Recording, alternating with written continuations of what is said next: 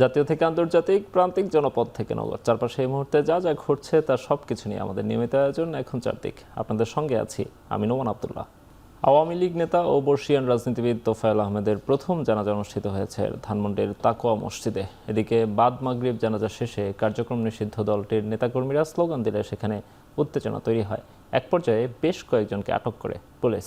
সর্বস্তরের মানুষের শ্রদ্ধা নিবেদনের জন্য মঙ্গলবার সকাল 11টায় কেন্দ্রীয় শহীদ মিনারে রাখা হবে তোফায়েল আহমেদের মরদেহ। তারপর হেলিকপ্টার যোগে এই রাজনীতিবিদের মরদেহ নেওয়া হবে জন্মস্থান ভোলায়।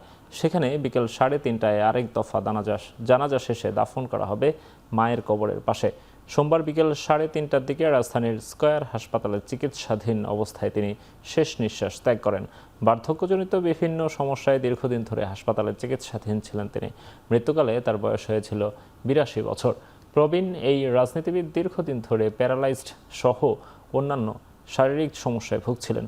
69-এর গণ অভ্যুত্থানের ছাত্রনেতা, মুক্তিযোদ্ধা ও সংগঠক তোফায়েল আহমেদ 9 বার জাতীয় সংসদ সদস্য ছিলেন। সবশেষ ভোলা 1 আসন থেকে তিনি সংসদ সদস্য নির্বাচিত হন।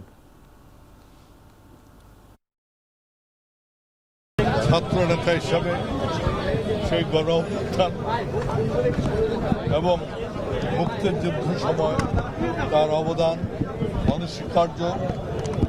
বাংলাদেশ যতদিন থাকবে তোফায়েল ভাইয়ের স্মৃতি মানুষের মনে ততদিনই থাকবে। এখানে একটা জানাজা হয়েছে, আপনারা সবাই জানেন।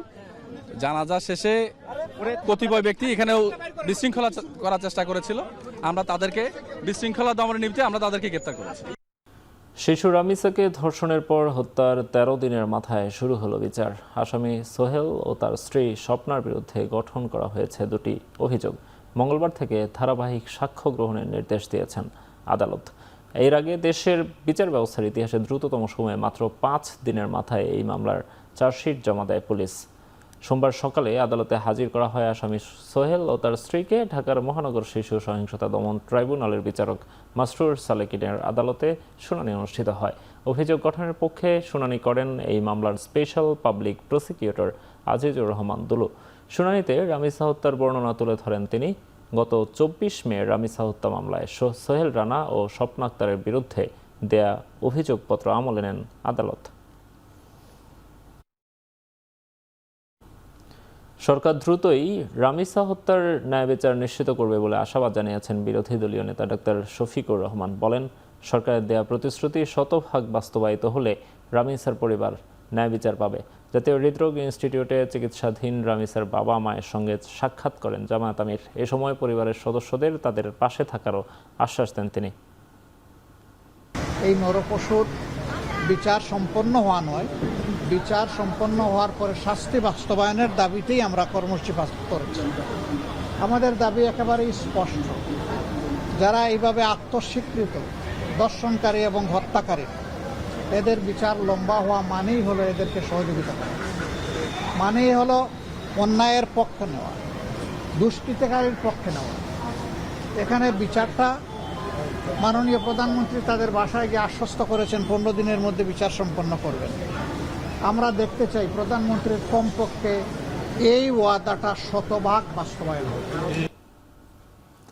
এবার ঈদে নির্বিঘ্ন যাত্রা, শ্রমিকদের বেতন ভাতা পরিশোধ, বর্জ্য অপসারণ, গণপরিবহনের শৃঙ্খলা ও চাঁদাবাজি বন্ধ ও নিত্য প্রয়োজনীয় পণ্যের বাজার স্থিতিশীল রাখতে বিশেষ গুরুত্ব দিয়েছে সরকার। বিকেলে তেজগাঁওয়ের সংবাদ সম্মেলনে কথা জানান প্রধানমন্ত্রীর উপদেষ্টা ডক্টর মাহদি আমিন।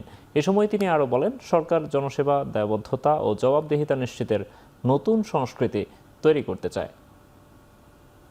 এবারের ঈদ যাত্রায় কোনো ধরনের অতিরিক্ত ভাড়া আদায়ের ঘটনা যেন না ঘটে, সেই জন্য সর্বোচ্চ আন্তরিকতা থাকে এবং লঞ্চে সরকার নির্ধারিত ভাড়া রুট ভেদে বরং 5 থেকে 8% ডিসকাউন্টের ব্যবস্থা করা হয়।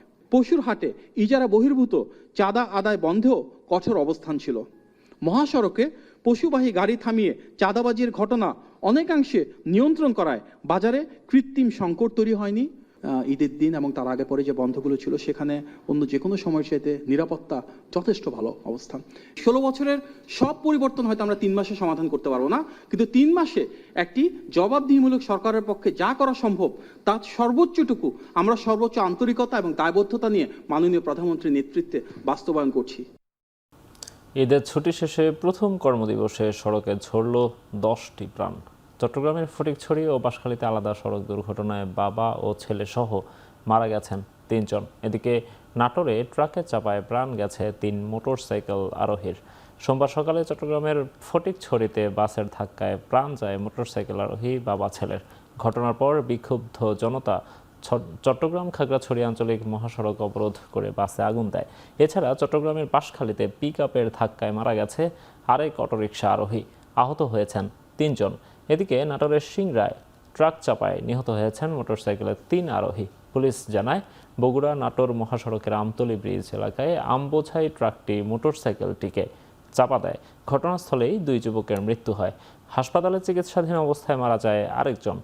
এদিকে জয়পুরহাটের পাঠানপাড়া, পটুয়াখালীর কুয়াকাটা ও দিনাজপুরের বোচাগঞ্জে সড়ক দুর্ঘটনায় নিহত হয়েছেন আরও 4 জন।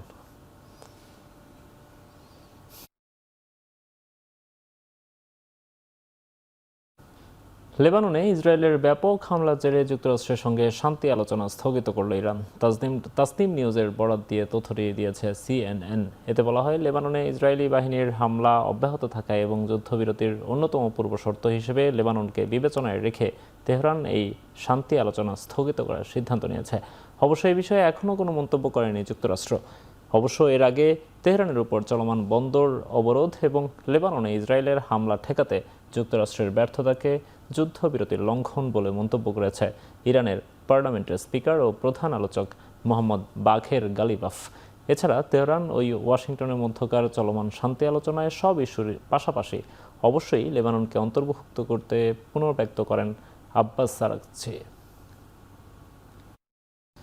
খেলার খবর, ফিফা আন্তর্জাতিক প্রীতি ম্যাচ খেলতে ইতালির রোম ছেড়ে সান মারিনোর উদ্দেশ্যে রওনা দিয়েছে বাংলাদেশ জাতীয় ফুটবল দল। প্রথমবার ইউরোপিয়ান দেশের বিপক্ষে খেলতে গতকাল ঢাকা ছাড়েন জামাল তোপুরা। ইথিওপিয়ান এয়ারলাইন্স যোগে আদ্দিস আবাবা হয়ে ইতালির রোমে পৌঁছান ফুটবলাররা। সেখান থেকে সড়ক পথে সান মারিনোর উদ্দেশ্যে রওনা দেন তারা। আন্তর্জাতিক সূচির অংশ হিসেবে সান মারিনোর বিপক্ষে প্রীতি ম্যাচ খেলবে লাল সবুজের প্রতিনিধিরা। জাতীয় দলের এই সফরকে সামনে রেখে বেশ কিছুদিন ধরেই প্রস্তুতি নিয়েছেন খেলোয়াড়রা।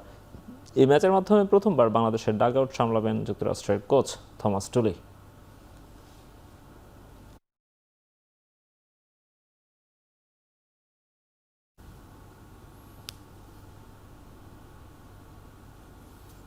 শেষ করছে এখন চারদিক। এখন টেলিভিশন ওয়েবসাইটে দেখতে ভিজিট করুন www.ekhon.tv। এছাড়া ফেসবুকে দেখুন facebook.com/tv.ekhon। ইউটিউবে দেখুন youtube.com/c/ekhon tv।